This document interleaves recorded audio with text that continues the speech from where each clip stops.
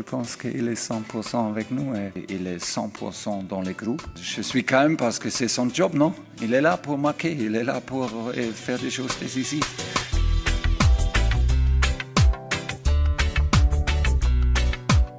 Bienvenue dans la quotidienne, c'était la grosse affiche de la 6e journée de Ligue 1 et il aura fallu attendre la 87e minute de jeu pour voir le pote de Messi faire la différence. 2 buts en 2 journées pour Neymar depuis son retour sur les pelouses.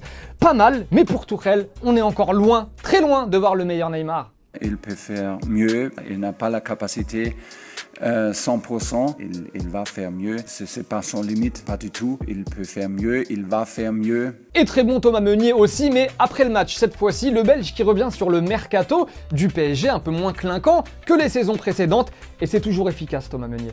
Gay, Herrera, c'est des mecs qui se battent, c'est pas des superstars, c'est des gens qui savent ce qu'ils ont à faire sur le terrain. C'est des mecs comme ça qu'il faut. Je préfère jouer avec 10 mecs qui ont une jambe de bois qu'avec 10 superstars, parce que c'est des gens qui donneront tout. Un peu tendu par contre côté lyonnais, seulement 2 victoires après 6 journées pour l'OL et un Anthony Lopez un peu chaud après le match. Tu sens qu'il y a déjà des choses qui le gonflent. Beaucoup même. On n'a pas du tout maîtrisé notre match, on n'a quasiment pas existé durant la rencontre. Ça devient compliqué quand tu es à domicile et que tu n'arrives pas à tenir le ballon, même si c'est le PSG en face, mais on aspire à faire beaucoup mieux. Frustré, déçu, énervé. Si à domicile on n'essaye pas d'installer un minimum notre jeu, ça devient compliqué, que ce soit contre le PSG ou une autre équipe. Allez, on revient à la Ligue 1 dans quelques instants, mais petite pause avant cela, si vous l'avez manqué, la parade, la double parade même du week-end qui nous vient d'Égypte. Le gars s'appelle Mahmoud Gad. Et il est très efficace lui aussi.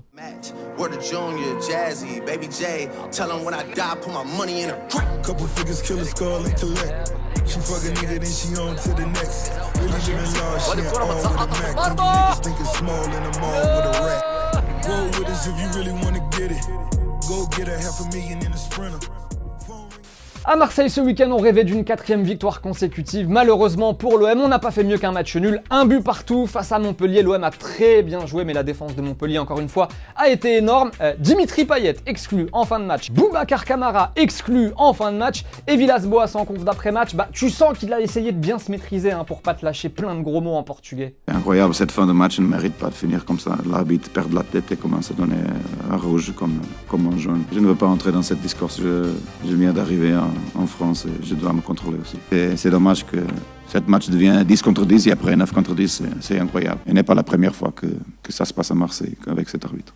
Et qui fait la une de la presse espagnole aujourd'hui, mon petit Clément ? Benzema. Benzema en une de As, Benzema en une de Marca. La une de As qui nous dit c'est le leader. Et oui, Benzema, sauveur du Real hier sur la pelouse de Séville, le Français qui a inscrit l'unique but de la rencontre, son 5e en 5 matchs joués cette saison. Et vous le savez, FIFA 20 débarque bientôt. Et on va en profiter pour mater la petite carte FUT de Benzema dans FIFA 20. Monsieur FIFA, il apparaît tel un... Je veux bien en parler, mais il faut que tu me laisses la place. La carte FUT de FIFA 20 avec Clément. Merci, on va en parler de la carte FUT de Benzema. Alors Benzema, c'est la plus grosse progression de l'année au niveau des avant-centres. Il avait un peu régressé l'an passé et là il est beaucoup plus chaud. Il passe de 78 de finition, petite claque, à 84. C'est déjà beaucoup mieux et vous le voyez, son point fort ça reste son positionnement. Toujours bien placé et balle au pied, c'est encore mieux puisque sa meilleure stat c'est celle de son contrôle de balle, 90. C'est pas mal, et comme il s'est illustré de la tête hier soir, 83 c'est sa stat en tête, ça reste très correct. Merci Thomas de m'avoir accueilli pour cette petite carte FUT, reviens. Merci l'artiste. Petite question du jour, on l'a vu en une de la presse espagnole, on nous dit c'est le leader Benzema. J'aimerais votre avis, est-ce que c'est lui le boss du Real aujourd'hui, mais genre devant tout le monde, devant Sergio Ramos, devant Zidane, est-ce que le patron du Real Madrid aujourd'hui s'appelle Karim Benzema? On sélectionnera 2 petits commentaires en réponse à cette question demain. Le carton du week-end, il nous vient d'Angleterre avec la victoire 8-0, oui, de Manchester City face à Watford. Tenez, Quique Sanchez Flores, le coach de Watford, avait 7 têtes en arrivant en conférence de presse. Bon, après la rencontre, on a retenu une question et une réponse du coach de Watford, celle qui nous parlait le plus. What do you say to the fans? Because Sorry. they were still there at the end. No, we say sorry. We say sorry. We were working for them. We work and we try to make performance for the fans. When we disappoint the fans, we disappoint ourselves. So it's like this. Bon, donc Manchester City a gagné 8-0 et on s'est dit qu'on allait vous faire un petit kiff cette semaine pour marquer le coup. Bim bim, il est là, le maillot, le nouveau de Manchester City. Tout beau, tout chaud. tout neuf. Il est à gagner cette semaine, c'est réservé à nos abonnés sur YouTube. Voilà, on le demande dans les commentaires, comme d'hab, vous connaissez l'histoire. Il y aura un petit tirage au sort à la fin de la semaine, ce sera vendredi. Mais voilà, le maillot de Manchester City est à gagner cette semaine dans la quotidienne. Et comme d'habitude, en attendant, Clément vous le met au chaud. Et en parlant d'Angleterre, D4 anglaise, le gars s'appelle Tom Lovery, il joue à Crewe Alexandra. Oui, c'est un club de D4.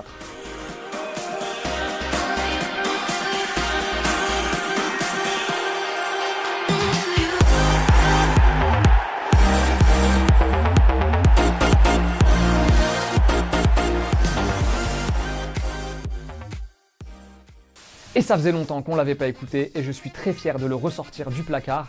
Petite jingle, José le Terrible.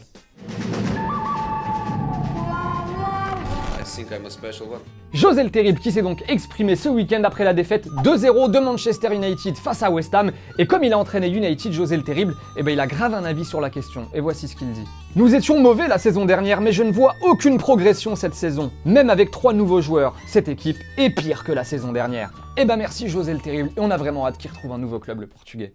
Les 2 commentaires sélectionnés en réponse à la question de vendredi qui était selon vous, Monaco peut-il descendre en Ligue 2 à la fin de la saison? Clem sur YouTube nous dit non, ils vont trouver le rythme et finir autour de la 10e place, l'effectif s'est quand même bien renforcé cet été, alors que pour Baptiste, lui, il nous dit je ne comprends pas pourquoi la SM ne fait pas mieux, ils ont des bons joueurs et un entraîneur de qualité, malgré tout ça, oui, je les vois filer en Ligue 2. Et c'est la fin de la quotidienne, merci de nous avoir suivis. On se retrouve évidemment demain, on joue toute la semaine pour gagner le maillot de Manchester City et on se dit bye bye comme tous les jours en images et en musique. Ciao les potos.